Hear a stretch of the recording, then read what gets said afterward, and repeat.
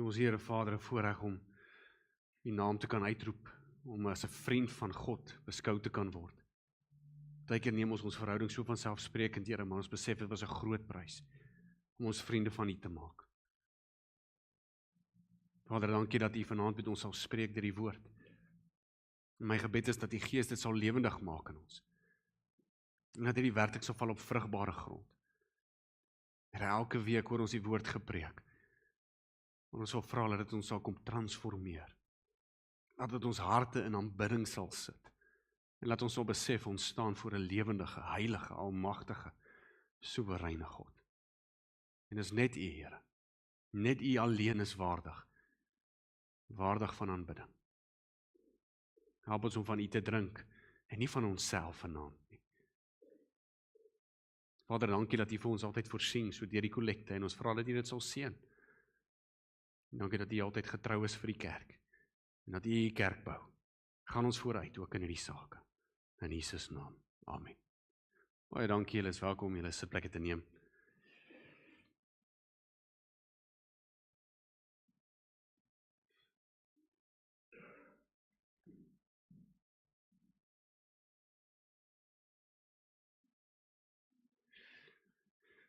Indien dit jou eerste keer dalk hierso is, en of jou eerste keer wat jy aanlyn inskakel, wil ek jou graag aanmoedig om dalk die vorige 3 dele te gaan kyk. Ek besef, laasweek sinne was dalk bietjie lank. Ek het by 'n punt vasgebrand, maar ek glo ek sal daarom nie hierdie week of vanaand sinne nie. Maar ek wil jou graag aanmoedig om te kyk veral na die vrees van die Here. Ons is by deel 4 vanaand en ons praat van die vrugte van die vrees. Ons het gesê dat daar is 'n slegte vrees en 'n gesonde vrees waarvan die Bybel praat.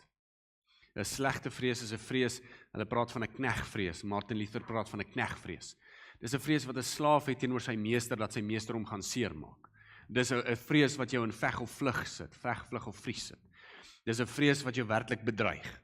Dis daai knegvrees. Maar dit is die Bybel sê inteendeel, en hy sê vir ons in Johannes, hy sê vir ons dat in liefde, in perfekte liefde is daar geen vrees nie. En dit is hierdie vrees. Ons staan nie voor Sinai nie.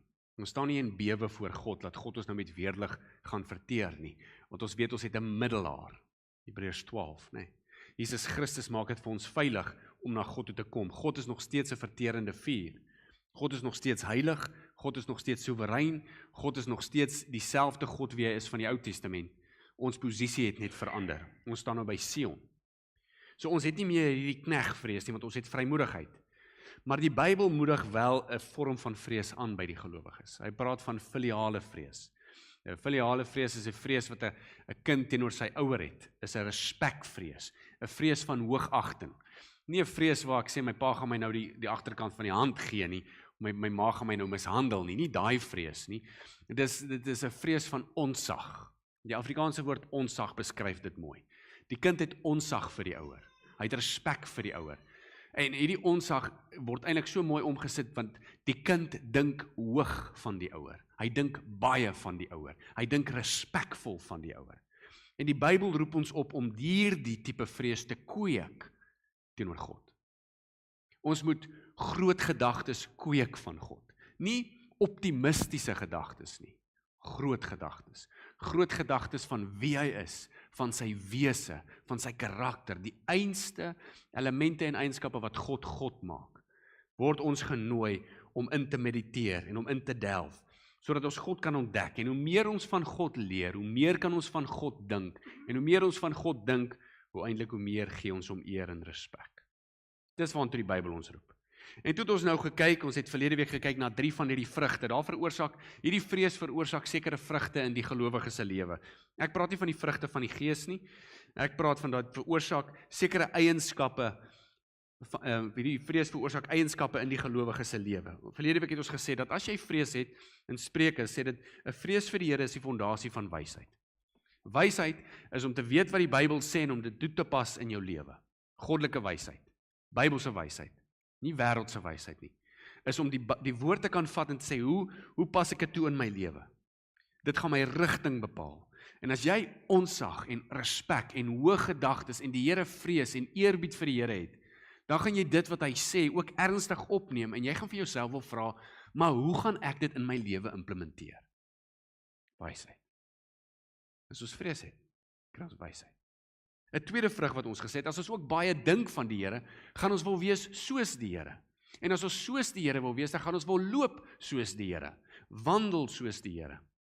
Paulus sê, volg my soos ek Christus volg, né?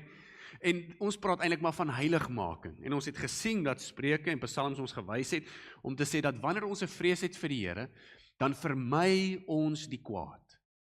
'n Kind wat sy pa en sy ma respekteer en eer en werklik onsag het vir hom, gaan nie net sê, o pappa, jy is so groot pappa nie, maar hy gaan sê, pappa is reg, hy gaan luister. En dis dieselfde ten opsigte van 'n kind teenoor ons hemelse Vader. Onsag veroorsaak dat ons wil loop soos die Here wil hê ons moet loop. Ons wil onsself beskerm teen sonde. Ons wil nie kyk hoe naby ons aan dit kan kom nie. Ons praat van die heiligmakingproses. En dan die derde vrug wat ons verlede week genoem het, ons het ook gesê, wanneer ons die Here vrees, wanneer ons besef hoe groot hy is, wanneer ons weet, daar is niemand groter as hom nie, hy sit werklik op die troon en hy alleen sit op die troon. Hy is soewerein, sê ons soewerein beteken hy is in beheer. Hy is regtig in beheer. Glo jy hy is in beheer van elke area van jou lewe? Glo jy hy is in beheer van jou toekoms? Glo jy hy is in beheer? As jy dit glo, dan beteken dit, die vrees vir God oorskadu die vrees vir jou aardse bekommernisse. En dit is vir my 'n gerusstellende waarheid. Om te dink dat as ek God vrees, gaan die wêreld daar buite my nie bedreig. Ek gaan nie angstig raak oor dit nie. En ek dink ons raak angstig, ons moet erken, maar ek dink dis as ons perspektief verloor oor wie God is in ons lewens. Dan raak ons angstig. Maar die vrees vir God oorweldig die angs in hierdie lewe. En dit beskerm ons ook om mense te vrees, soos wat Jesus gesê het, moenie die een vrees wat die liggaam kan leed, dan doen nie, maar vrees die een wat die siel en die liggaam in Genna kan werp, nee. So daar was die 3 vrugte en toe het ek gestop. En ek glo as ons hierdie vrugte en vanaand se vrugte, dit motiveer nie net verandering in ons gedrag nie, maar dit help ons ook om perspektief te kry oor hoe ons glo, wat so inhaak by ons vorige reeks van geloof. Hierdie vrees van die Here motiveer ons geloof en dit help ons om te sien dat hoe ons moet glo, hoe ons God moet nader, hoe ons sy woord moet nader, hoe ons mekaar moet nader en hoe ons sy kerk moet nader. En so vanaand het ek vir julle 4. Ek het vanoggend vergeet hoeveel ek het. Daar was net te veel en toe kon ek nie onthou nie. Ek het vanaand vir julle nog 4. Soos ek gesê het, ek glo daar kan meer wees, maar ek gaan met julle 4 deel. Ek het 'n 5de, maar ek het besluit om hom maar eers op ys te sit. Maar ek het nog 4 vrugte wat dit veroorsaak in die gelowige se lewe. Ek glo en ons het hom al aangeraak dat wanneer ons die Here vrees, dan gaan ons aanbidding dieper word. Ek glo dat wanneer ons die Here vrees, gaan ons die Here sterker vertrou. Ek glo dat wanneer ons die Here vrees, gaan ons verhouding met hom meer intiem wees. En ook as ons die Here vrees, gaan ons lewe lei tot 'n voller lewe. Maar dit natuurlik is nie net my mening nie. Dit is wat ek gekry het uit die skrif, en dit is wat ek vanaand met julle deel. So kom ons begin by die eerste een. 'n Gesonde vrees van die Here veroorsaak aanneemlike en eerbiedige aanbidding. Ons het al daaraan geraak, as julle sal onthou, dit is Hebreërs 12:28. Hy staan daarso, daarom omdat ons 'n onwankelbare koninkryk ontvang, laat ons dankbaar wees en so God op 'n welgevallige manier met eerbied en ontzag aanbid. So wat is vir God welgevallig? Eerbied en ontzag. En hy aanbid. Hoe moet ons God aanbid? Ons aanbid hom met eerbied en ontzag. Ontzag is vrees, nê? Dis daai vrees waarvan ons nou net gepraat het, hierdie respekvolle verhouding, hierdie groot gedagtes, hierdie God is God en ek is mens. As ons met hierdie eer en met hierdie respek en met hierdie lae hart na God toe kom en God wil ophef, dan raak dit aanvaarbaar vir God en dit raak welgevallig. Die woord welgevallig, in Engels praat hulle van well-pleasing. Well-pleasing. Het jy jouself al gevra, jou aanbidding, stel dit God tevrede? Jou aanbidding. Stel dit God tevrede? Die liedjies wat jy dalk sing, stel dit God tevrede? En ek dink dit is belangrik net om weer ietsie hieroor te noem, nie om weer uit te brei nie. Maar ons het gesê, aanbidding is nie net liedjies wat ons sing nie, dis nie net musiek nie. Aanbidding is die posisie van die hart. As ek met iemand gesprek voer, en ek vertel hulle van hoe groot die Here is, Dink jy die Here word geëer? Ja.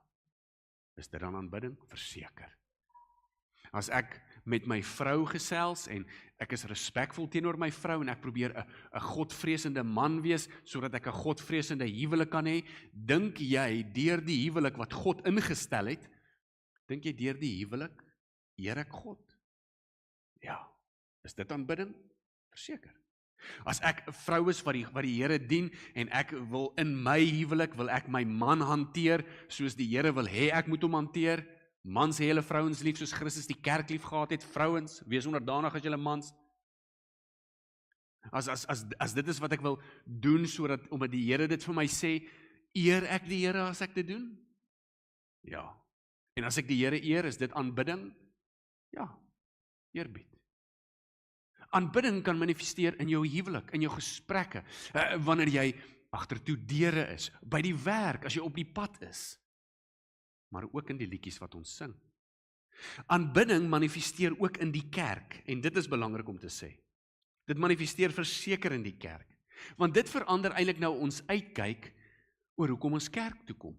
Nou is kerk veronderstel om op te skuif op jou prioriteitslys, nê. Dit is sondagete, sondagmiddagslaapie, luiheid, kerk. Nou moet hy opskuif. Hy moet nou opskuif, sonder om jou te maak sleg te voel, nê. Maar dit verander hoe ons na kerk kyk. As kerk 'n ding is wat ek iets moet ontvang, dan raak ek die objek. Nou, hier so 'n bietjie Afrikaans. In Afrikaans sê ons, jy kry 'n subjek en jy kry 'n objek. Die subjek is die een wat die daad doen. Die objek is die een wie dit ontvang. So die subjek is die een wat aanbidding gee, die objek is die een wie aanbidding ontvang. As ek kerk toe kom as 'n subjek, ek gee aanbidding, wie ontvang dit? God. Maar as ons dit omdraai, soos baie moderne kerke doen, en hulle sê, nee, kom jy, sodat jy van die worship kan hou. Ek hou van die worship, nee, dis wat ons sê, ek hou van die worship, ek hou van dit, ek hou van dit, ek hou van dit. Maar as ons dit omdraai en ek raak die objek, dan beteken dit aanbidding gaan oor my. Nou, hoe lyk kerk dan? As gelowiges kerk toe kom, die samesyn van gelowiges. Die samesyn van gelowiges kom kerk toe om die Here te aanbid. Dis wat ons sê. Niemand sal sê, ek het kerk toe gekom om myself vanaand te aanbid nie. Niemand sal sê, ek het kerk toe gekom om my broer of my suster te aanbid nie. Aanbidding kan plaasvind deur die verkondiging van die woord. Kom ek wys jou. Die oomblik as ons die woord vat, wat handel oor God, en ons vou hom oop en ons vertel julle werklik wat God sê, dan behoort die ontvangers, dan behoort julle as gemeente, ek ook. Wanneer ons met die teks besig is, behoort die teks oopgevou te word, sodat die dieptes en die rykdom van God uit die skrif uitgelig word. En as dit opkom na die oppervlakke toe, dan verryk dit ons denke oor God.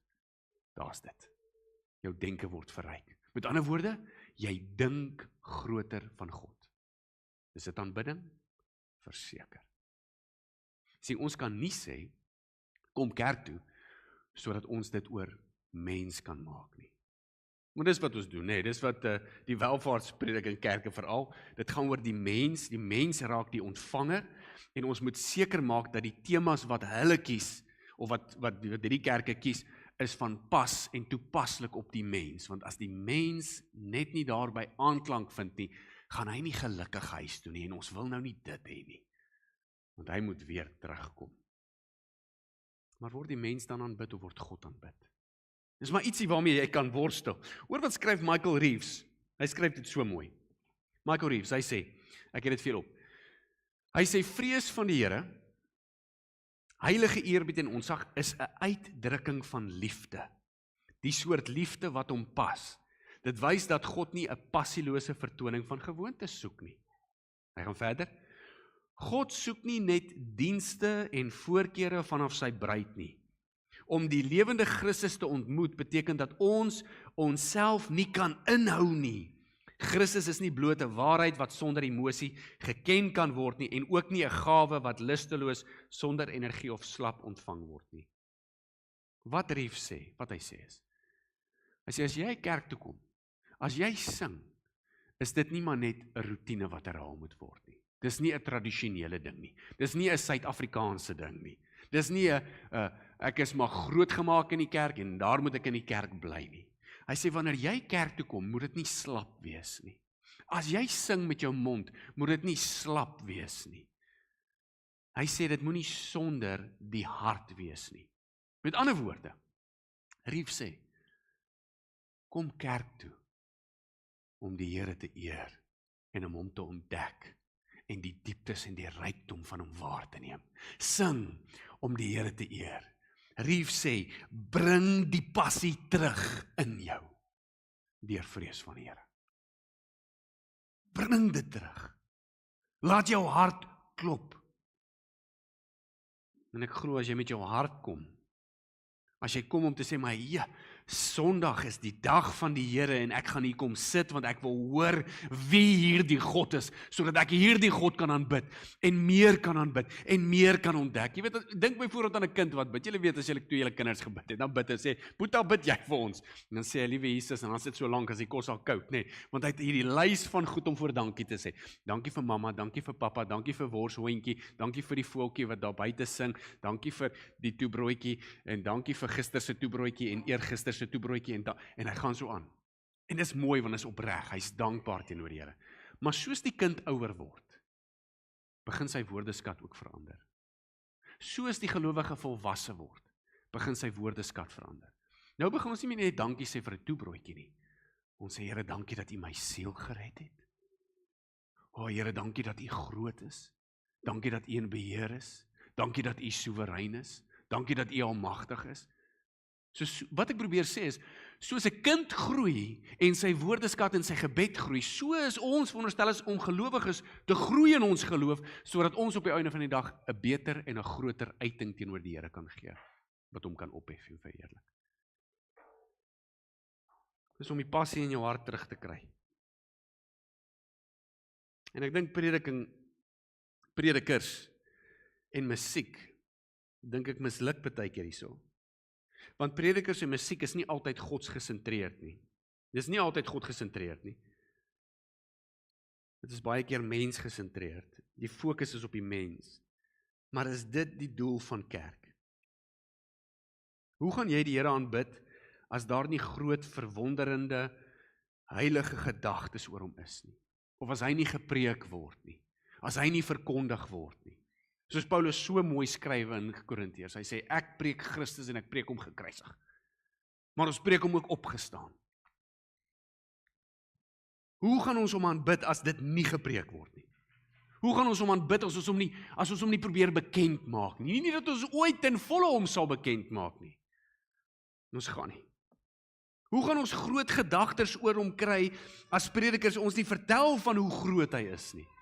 As predikers ons nie vertel van sy glorie, sy almag, sy liefde, sy genade, sy heiligheid nie. Maar hoe gaan 'n prediker dit kan preek, as 'n prediker dit self nie die vrees van die Here het nie? As hy self nie groot dink van die Here nie. Hy gaan nie kan nie. Reeves gaan verder en hy sê, hierdie vrees van die Here gaan nie oor 'n lewenslose roetine of om godsdienstigheid te beoefen. Dit is ook nie 'n losstaande kennis van waarhede nie. Die vrees vir die Here dwing ons tot die besef dat ons geskape is om God te ken. En wanneer ons besef ons moet hom ken, dan moet ons harte bewe en sidder voor hom. Is dit nie mooi nie? Is dit nie mooi om te dink dat jou hart voor die allerheiligste moet bewe en sidder? Nie van angs nie, maar van sy grootheid. Hy sê, Rief sê, gesonde vrees, kweek aanbidding wat uit die hart uitkom. En dit breek weg van roetine. Ek praat nie van as ons dieselfde ding oor en oor doen nie, as ons liturgie dieselfde is, dit is nie waarvan ek praat nie. Ek praat van ons hart kan so gou in 'n roetine val. Kom ons bid dieselfde gebed, kom ons sing dieselfde liedjie. Maar as daai woorde oor ons lippe gaan en ons hart lê nie daar nie, is dit aanbidding? Ons kom Psalm 47 dit so mooi sê. Psalm 47 roep die seuns van Korag uit. Julle ken die liedjie.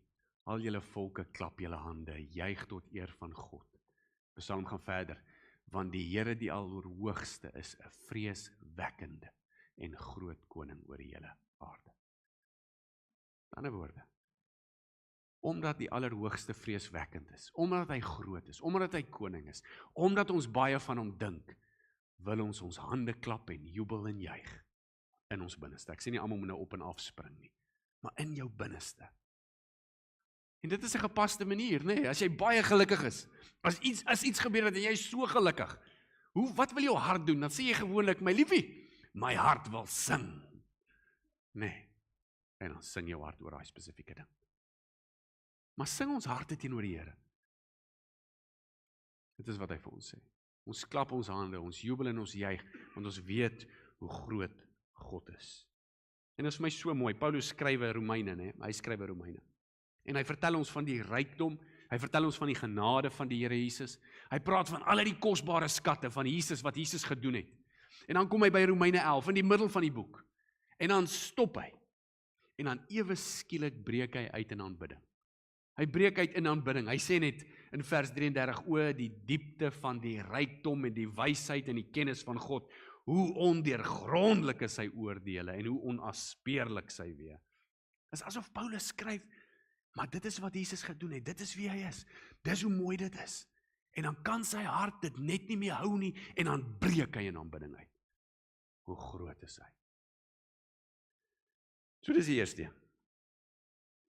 Die eerste een sê ons dat 'n gesonde vrees maak ons aanbidding aanneemlik en dit is eerbiedig. Die tweede ding, 'n gesonde vrees van die Here gee vaste vertroue en sekerheid. Hoor wat sê Spreuke 14:26. In die vrees van die Here is daar 'n sterk vertroue. In die vrees van die Here is daar 'n sterk vertroue. Vrees van die Here gee 'n vaste vertroue. En dit is al eintlik logies. As jy werklik besef die grootheid en die almag en die soewereiniteit en dat God in beheer is en dat God werklik jou vooruitgaan en jy aanbid hierdie groot God wat elke ster in werking gespreek het en spesifiek geplaas het en die aarde mooi getild het met die seisoene en jou einste hartklop en jou bloed en jou asem en hy het alles so perfek gemaak, as jy werklik glo jy aanbid hierdie God en hierdie God is vir jou, laat dit jou nie toe om hom te vertrou nie, met jou lewe, met jou toekoms. Natuurlik.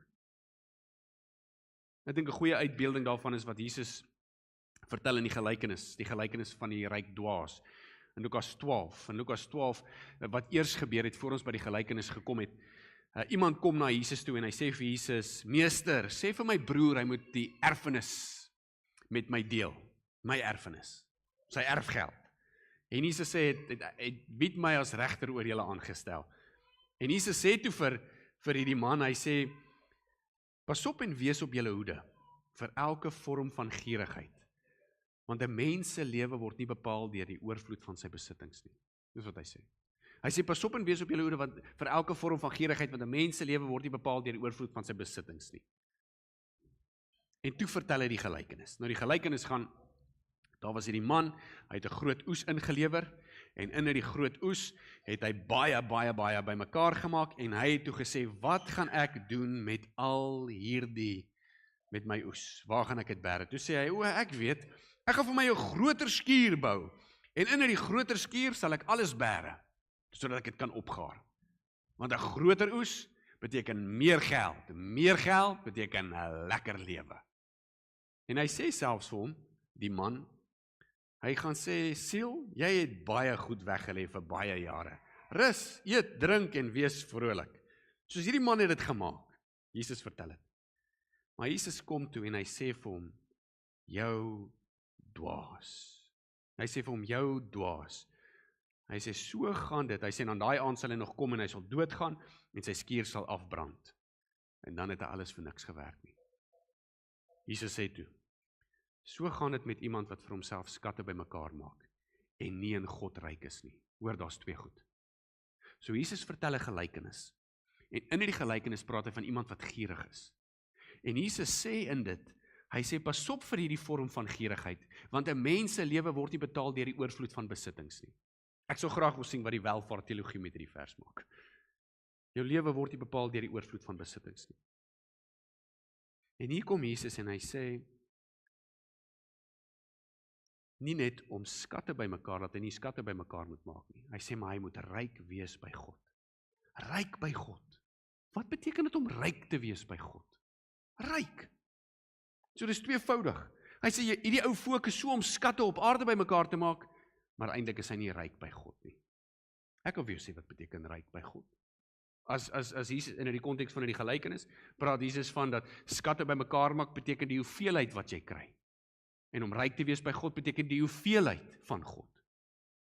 My seentjie het dit reg vir my gesê. Hy sê, "Baba, ek sê vir hom, wat beteken dit om ryk te wees by God?" Hy sê, "So meer van God te kry." Om meer van God te kry. Hierdie man se vertroue was in sy rykdom. Jesus noem hom 'n dwaas, sy goed brand af en Jesus sê vir hom, "Jou rykdom het nooit by God gelê nie." Nou die vrees van die Here doen presies die teenoorgestelde. Hy veroorsaak dat die fokus nie so streng op die materialisme is nie, maar dat die fokus ryk is by God. Die vrees van die Here. En wanneer dit jou fokus raak, dan beteken dit, jy vertrou hom selfs vir jou toekoms. En direk nadat Jesus hierdie gelykenis vertel het, praat hy in Lukas 12, 22, 26, en dit is wat ek vir julle op het, as ons hom daar kan kry. Jesus sê, daarom sê ek vir julle, moet julle nie kwel oor julle lewe wat julle sal eet, of drink nie, oor julle liggame wat julle sal aantrek nie, want die lewe is meer as die voedsel en die liggaam as die klere. So Jesus sê, moenie kwel nie. Moenie kwel nie. Gee dit nie tog die gelowige 'n vorm van vertroue nie? Van gemoedsrus nie? Moenie kwel nie. Miskien as daar nie groot gedagtes is van God nie, hoe gaan jy op God staat maak? Baie keer dink ek, 'n krisis, 'n besigheidskrisis, 'n finansiële krisis, 'n krisis in jou lewe, gaan jou baie keer wys waar jou hart lê. Want daarna toe waar jy hardloop, is waar jou sekuriteit lê. Waartoe hardloop jy in die krisis? En dalk is dit nodig om jou hart te ondersoek. Ons het vanoggend gesing, wees stil en weet. Wees stil en weet, ek is die Here. Is dit nie gemoedsrus nie? Om net stil te wees en te weet. Te weet, die Here is die Here. Psalm 115:11 sê dit mooi. En hy sê, julle wat die Here vrees, vertrou op die Here. So ek glo, gesonde vrees vir die Here veroorsaak 'n gesonde vertroue op die Here. As jy werklik besef die Here is in beheer, dan gee dit jou hart die rus. Die derde een, vrees vir die Here bring intimiteit met God. Intimiteit. Psalm 25:14, julle wat die Here, oor die verborgene, die Here neem hulle wat vir hom ontzag het in sy vertroue. Die verborge, die vertroue met die Here is vir die wat hom vrees. Met ander woorde, die wat hom vrees, het die vertroue. Het die vertroue. Nou, dit is so interessant, hy sê in sy vertroue, hy neem hulle in sy vertroue. Hierdie in sy vertroue was 'n woord, was 'n frase wat gebruik word normaalweg met die konings. Julle sal onthou, die koning is dit gewoonlik so kliptafel, as daar nou 'n oorlog is in die films, nê. Dan kry hy al sy raadgewers, dan kom die raadgewers daar na die kliptafel toe, en dan is daar 'n mannetjies op die tafel met 'n kaart van hoe hulle nou gaan aanval. Dan is al die raadgewers daar en hulle bedink. En hierdie is sy binnekring, die koning se raadgewers. Hy neem hulle in sy vertroue. Dit is die konsep wat hier uitgebeeld word. Die konsep is om hierdie mense te vat in sy vertroue en nie net deel God informasie nie, maar God deel maar eintlik 'n deel van hom. So wat hy sê is, wanneer jy die Here vrees, dan neem God jou in sy binnekring. In sy binnekring. Wat 'n mooi gedagte. Om te sê hy neem jou naby en hy deel iets van hom met jou. Reeves skryf weer, the fear of the Lord is not the opposite of knowing God intimately. It is the doorway to intimacy. Het jy al gebid? Het jy al gebid en die Here werklik gevra, Here, ek wil U sien. Ek wil U aanskou. Wys my jou glorie. Wys my jou grootheid. Of is gebed gewoonlik net, Here, sal U vir my, Here, sal U vir my, Here, sal U vir my, vir my. Of wil jy werklik meer hê van die groot Here van ons? Is daar 'n intimiteit in jou hart wat ontwaak as jy dink oor God? Onthou jy met Moses, dit is vir my die mooiste. In Exodus 33 bid Moses hierdie einste, hy sê, Here, ek wil u heerlikheid aanskou. Hoekom bid hy dit? Hoekom wil hy God aanskou? En God sê toe vir hom, as jy my sien, sal jy sterf. Maar Moses, kom ek sê jou wat, ek sal iets doen. Hy sê, ek sal jou vat. Ek wonder altyd, ek maak nou maar so, want ek weet nie of hy hom nou so gevat het, en daar neergesit het, maar hy sê, Moses, ek sal jou vat, en ek sal jou in die skeur van die rots sit. Dis 'n rots met 'n skeur, 'n gleuf, en ek sal jou daar binne sit, en dan sal ek verbykom, en ek sal jou bedek met my hand, en as ek verby is, sal ek my hand wegvat, sodat jy die agterkant van my kan sien.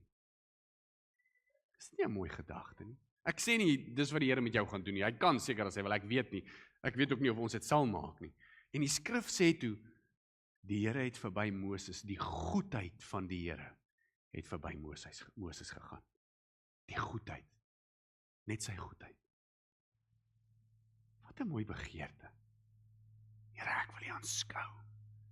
Here, ek soek U glorie. Here, ek wil U almag waarneem. Ek wil die dieptes van U wese sien. Wys my, Here, deur U woord. Ek sê nie, dit gaan 'n bonatuurlike ervaring wees nie. Dalk as dit is fantasties, jy weet, kom deel met my. Maar baie keer dan bid ek dit en dan lees ek net deur skrif en dan ontdek ek iets van die groot Here van ons. En dan sê ek, wow, is dit die God wie ek kan bid? Wie jy gaan bid? Moses het die begeerte gehad as ons groot dink van hom. En dit is so. En dit is so. As jy baie dink van jou vrou en baie dink van jou man, baie dink van hulle, op die einde van die dag wil jy meer hê van hulle. As jy baie dink van jou Here, as jy respek het vir jou Here, as jy maar by hom wil ek wees. Ek wil nie net hy moet vir my gee nie, ek wil by hom wees. Is dit nie verhouding nie? By hom te wees. Om in sy binnekring te wees. Ons sing dit, nee, daai lied. Partykeer is hy vervelig vir sommiges van ons. Maar soos 'n wildspok wat smag na water, so smag my siel na U. Nou hier's vir jou 'n toets. Sing jy maar net soos 'n wildspok wat smag na water, smag my siel. Of is dit, Here, regtig soos 'n bok smag, het ek 'n smag en 'n begeerte na U. Want as dit is wat jy sing, dan raak dit aanbidding. Maar as dit net woorde is wat geuiter is die hart afwesig en die lippe is teenwoordig. Die vierde een. Die vrees van die Here, glo ek, is 'n fontein van lewe. 'n Fontein van lewe. Spreuke 14:27 sê ek en of julle op ontzag vir die Here is 'n bron. Die vrees van die Here is 'n fontein van die lewe. Dis eintlik maar eenvoudig. En Spreuke 19:23 sê dieselfde, die vrees van die Here lei na die lewe.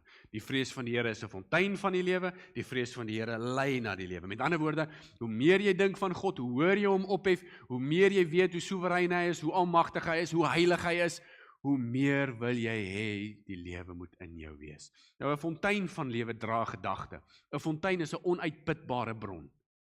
Dis nie 'n bakkie nie. Dis nie 'n emmertjie nie wat opgedrink kan word nie. Dis 'n fontein, dit hou aanborrel van binne af. Dis onuitputbaar. Dis voortdurende verkoeking, voortdurende onderhouding, voortdurende lewe. En dis half logies. Dink bietjie daaraan. Dink bietjie daaraan as jy op jou stoep sit.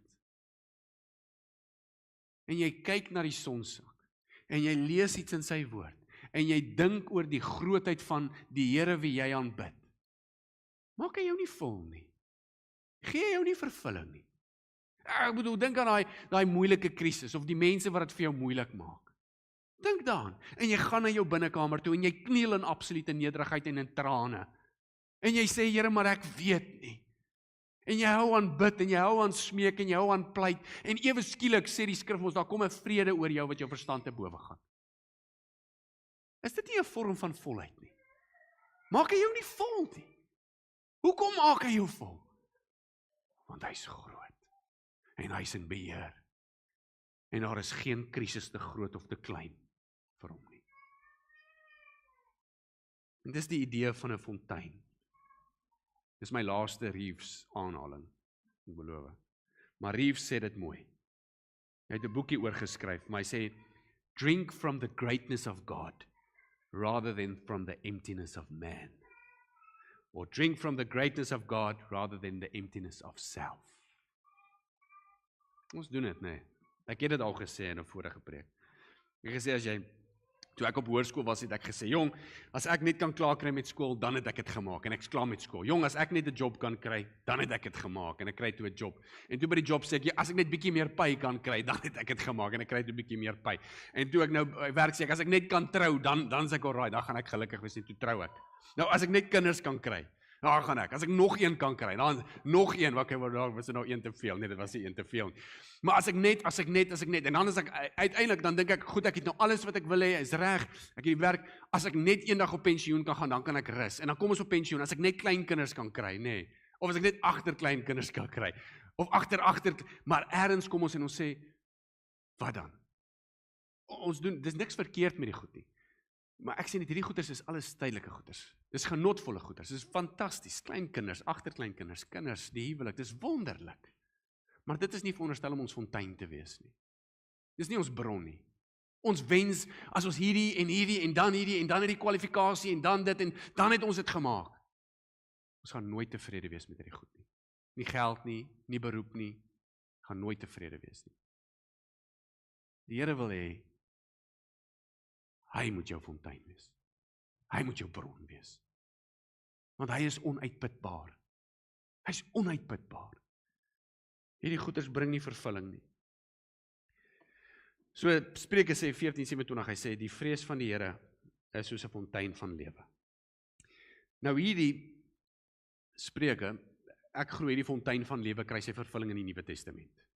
Hy kry sy vervulling in die Nuwe Testament. In die Nuwe Testament openbaar Jesus homself as die een wat lewende water gee, né? Jesus sê, ek is die een wat lewende water gee. Onthou julle met die Samaritaanse vrou, die vrou kom na hom toe, en Jesus sê vir haar, wie van die water drink wat ek hom sal gee, sal in ewigheid nooit dors word nie. En net later in Johannes 7:37 sê hy, as iemand dors het, laat hom na my toe kom en drink. Strome van lewende water sal uit sy binneste vloei, die Heilige Gees, né? Hy praat konstant in die Johannes Evangelie, praat hy van hierdie vervulling, hierdie fontein, hierdie onuitputbare bron. En wat Jesus probeer sê is, hy is die bron. Hy is die bron. Hoekom is Jesus die bron? Want as jy Jesus sien, sien jy die Vader. Jesus sê, ek sal vir jou genoeg wees. Dis asof Jesus vir ons regtig wil sê, hy is genoeg. Nou ek sê nie, Spreuke 14:27 verwys na Jesus nie, dis nie wat ek sê nie. Die vrees van die Here is 'n bron van lewe, maar ek glo die bron van lewe kry sy vervulling in Christus. Want Christus is die een wat lewe gee. En is by Christus waar ons drink. En is by Christus waar ons eet. Ons word versadig, ons dors word geles. En dit is ook Jesus wat sê, ek het gekom sodat jy lewe kan hê en lewe in oorvloed. Hoe gaan ons lewe in oorvloed kry, as ons nooit dink, God sal vir ons genoeg wees nie? Hoe gaan ons 'n onuitputbare bron in ons binneste kry, as ons nie groot dink van God wat dit gee nie? Daarom sê hy, vrees vir die Here. Maak jou vol, en is genoeg. So ek sluit af. In die Westminster Catechism, die katekismus, dit is ook wat ons katekisante leer. Dit is die eerste vraag in die Westminster Catechism en een van die eerste vrae wat ons katekisante leer. Die vraag is, what is the chief end of man? Wat is die hoofdoel van mens? Het jy jouself al gevra, wat is jou hoofdoel? Wat is die hoofdoel van mens? Hoor wat antwoord hulle. Die hoofdoel is om God te verheerlik en om hom vir ewig te geniet. Om God te verheerlik en hom vir ewig te geniet. Jy sal nie God kan verheerlik as jy nie baie dink van hom nie, as jy nie respek het vir hom nie, as jy nie dink hy's heilig en hy's soewerein, maar hy's ook liefdevol, hy's ook genadig nie. Jy sal hom nie kan eer nie. En jy sal hom ook nie kan geniet vir wie hy is nie, want jy sal ontbreek in jou denke. Kom ons bid. Hemelse Here Vader, dankie dat ons vanaand kan sien dat U vir ons genoeg is. U is werklik vir ons genoeg. My gebed is dat harte dit sal hoor, en dat daar 'n gesonde vrees in ons gekweek sal word. Dat ons groot sal dink van U. Vader, so gou verval ons in die roetine van godsdienstige pligte. En ons verloor die God in godsdiens. Ons verloor U. Roep ons terug. Herstel die passie, en die ywer, en die smag, en die soeke, en die diepte in ons hart. Vader, laat hierdie val op vrugbare grond, en laat die wie ore het luister. Deur die krag van die Gees sal dit laat groei soos die goede. Vriende, mag die vrees van die Here ontwaak in jou hart. Mag daar 'n passie en 'n ywer herstel word. Mag jy werklik gaan in die liefde van ons liefdevolle Vader, en die genade van ons genadigde Here Jesus, maar ook met die krag van sy Gees.